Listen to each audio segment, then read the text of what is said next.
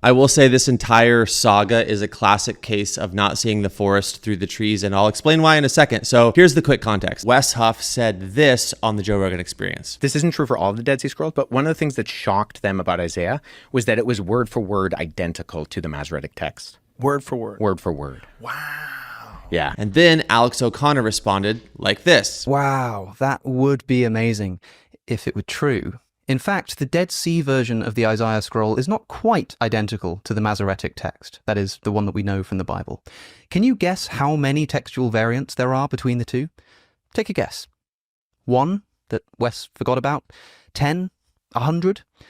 Try more than 2,600. But then Gavin Ortlund was like, wait a second, we need to be careful about throwing around numbers without a little bit of context. But it needs to be emphasized that the majority of these discrepancies are about tiny issues like spelling, not even necessarily errors of spelling, just differences. One scholar notes that these variations are mostly occasioned by considerations of orthography. Orthography is the conventional spelling system of a particular language, kind of like how Americans might use this spelling, color, C-O-L-O-R, but the British people weirdly put a U in that word. The great Isaiah scroll, that's under discussion here, contains spellings that reflect its own historical context. So that wouldn't affect the word-for-word claim that Wes made. Word for word doesn't necessarily mean word for identically spelled word. So the 2,600 figure here is potentially very misleading for onlookers. Then things got really interesting because Alex O'Connor said this. So this is actually just flat out incorrect. It turns out that those more than 2,600 variants I brought up actually don't include spelling or orthographic variants. There's a whole separate list of orthographic variants on top of the more than 2,600 textual variants, all of which are variants in the meaning of words or sentences. So when I first heard this, I thought, wow, maybe Alex actually has something here. If it's really true that there's 2,600 times when the meaning of words and sentences is different, maybe this is something that Wes got really, really wrong. Maybe there's a real problem here with the book of Isaiah. But in fact, you were going to see why, as we continue through this video, as we dig into this further, you were going to see why this statement that is made is by far more misleading than Wes's word-for-word claim, which is actually only 99% accurate. This statement here is far less accurate and far more misleading. You'll see why as we continue. The editors clearly specify, as you can see, that this list of variants only counts those which differ, quote,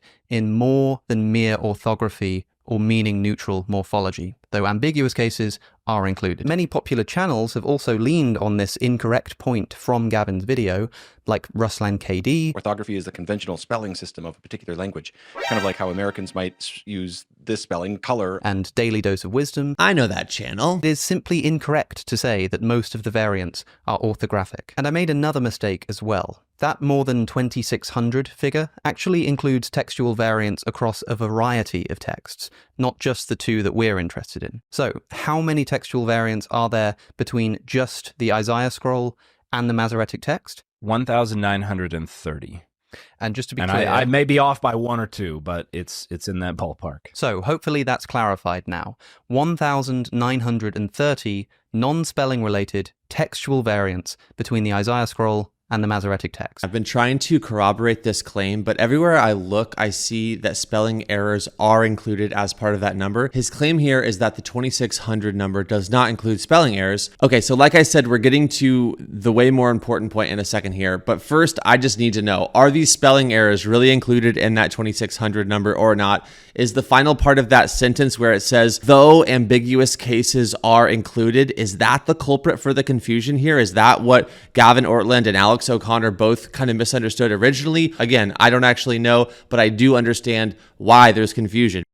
This is all kind of a red herring in that it doesn't really achieve anything. I really want to know, like, what's the therefore that comes after this point is proven, whichever way it actually happens to fall. Let's continue. Are the textual variants really all minor scribal differences and nothing more? To that end, among these textual variants are what the editors of this manuscript have identified also as isolated insertions. The term denotes complete thoughts that learned scribes occasionally inserted into the text they were copying when they considered it appropriate. There's a total, actually, of what they identify as 2 deviations, larger sense deviations from the Masoretic text, which agree with the Septuagint, but then there's 7 more that deviate from the Masoretic text that don't align with anything. Sort of this big dramatic reveal, this break into Act 2 when he says, are all the variants minor scribal differences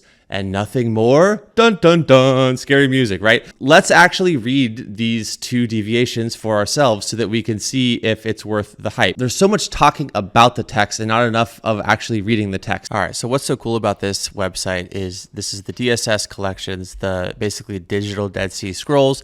And what you have here is on the left, you have the Great Isaiah Scroll. On the right, you have the Masoretic text right next to each other. So you can literally just see these 2 things lined up right next to each other. Let's go to chapter 2, verse 22. This is one of the big ones in question. Let's read it. So first, the Great Isaiah Scroll. Here's what it says. Have no more to do with mortals who have but a breath in their nostrils. For what are they worth? Then, in the Masoretic text, oh, cease to glorify man who has only a breath in his nostrils. For by what does he merit esteem? So there's one of, I guess, the big differences. Okay, then we're going to go down to Isaiah 36, 7b, since that's the other one in question here. And again, let's read this. Just let's literally read it together.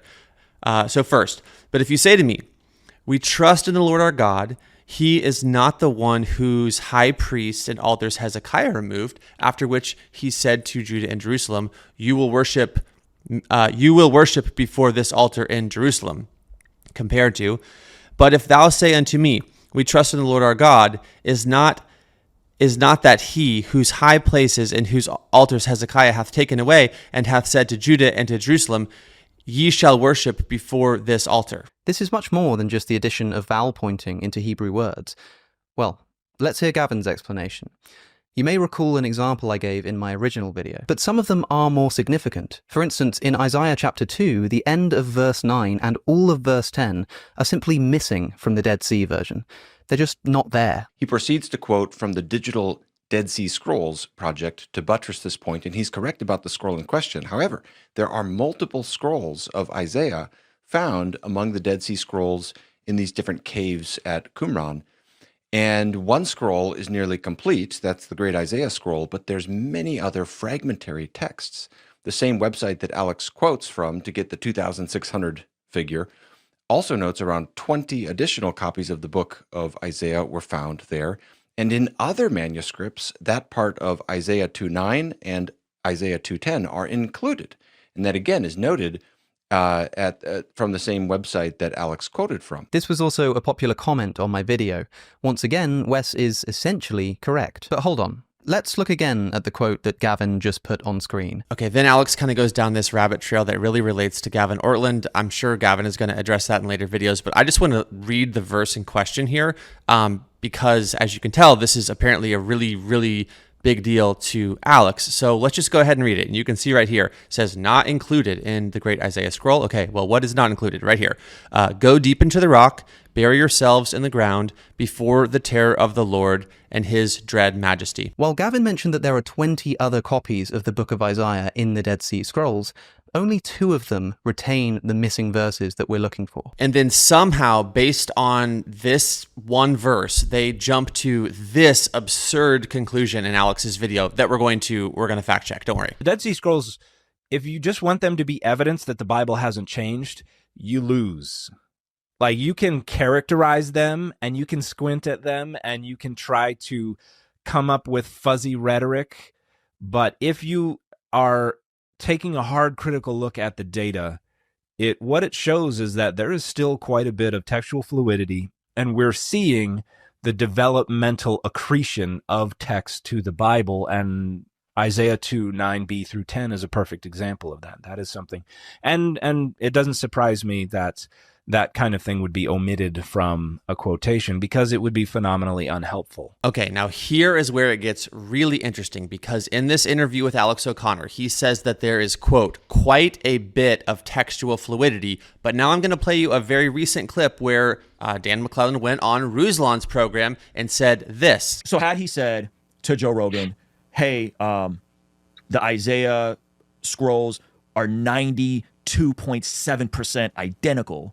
And some scholars are excited in terms of how much consistency there is between these manuscripts that are a big time away. Would you have been as intentional to refute Wes's claim there? How do you phrase it that way? No. If he had said something that was closer to, even if he said it's something like 99%. Even if he said it's something like 99%. So here's my question. Is it more disingenuous to say word for word when what you really meant is 99% word for word? Or is it more disingenuous to say quite a bit of textual fluidity in reference to that 1%? Which one is more disingenuous? Which one is more misleading? Is this entire idea of tit for tat, word for word, precise language to the point of absurdity actually beginning to is it beginning to turn on itself? Perhaps, but we'll keep going because there's actually more here. Isn't it still just amazing and unheard of for an ancient text to be so well preserved? But here's the thing.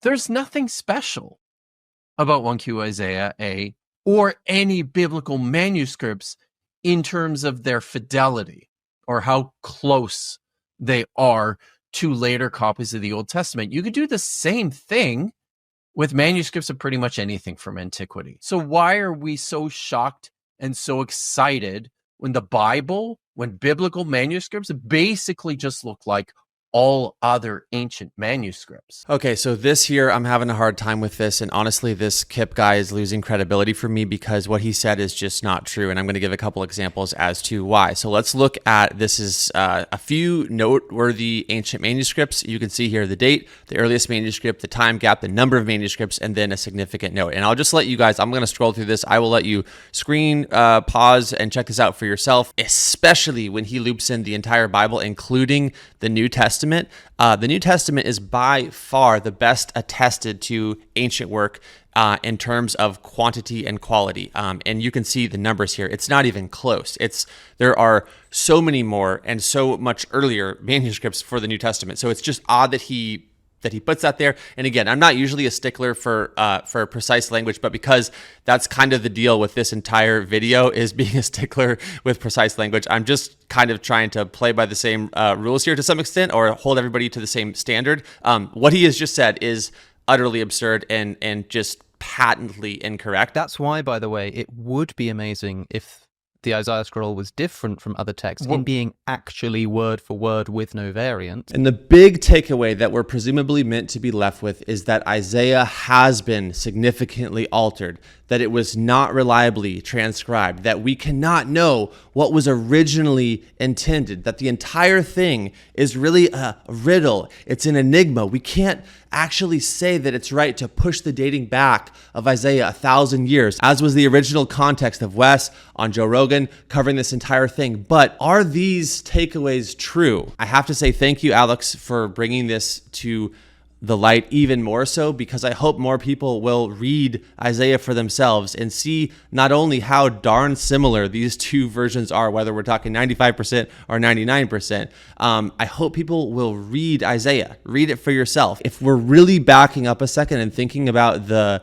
actual takeaway from this, it's like, it's nothing. Read either version of Isaiah and actually listen to its message. Listen to the details. These are written hundreds of years before Jesus, and yet I just consider the ways that Jesus specifically fulfills these prophecies. That's what we should be talking about. That's the way more interesting thing. If you don't believe that Isaiah prophesies the coming Messiah, and if you don't believe that Jesus fulfills those messianic prophecies, then you must watch. You have to do it. You need to watch the upcoming podcast that I have with Jonathan McClatchy, who goes into this at length, literally using the book of Isaiah. I invite you to subscribe to this channel, to stick around on this channel so that you can make sure that you don't miss that podcast when it comes out. I think it's going to release on Saturday, but don't hold me to that. It's still being worked on right now. So with that being said, thank you guys for watching this video, and thank you, Alex, for the shout out to Daily Dose Wisdom. I love the conversation that's happening. Like I said, I love that more eyeballs are coming to think about textual criticism, and more people are coming around to reading the Bible because people want to know what's actually true, and that's a good thing. These conversations are a good thing. So thank you for watching this portion of the dialectic, and I'll see you guys in the next video. Thanks. Bye. Once again, Wes is essentially correct.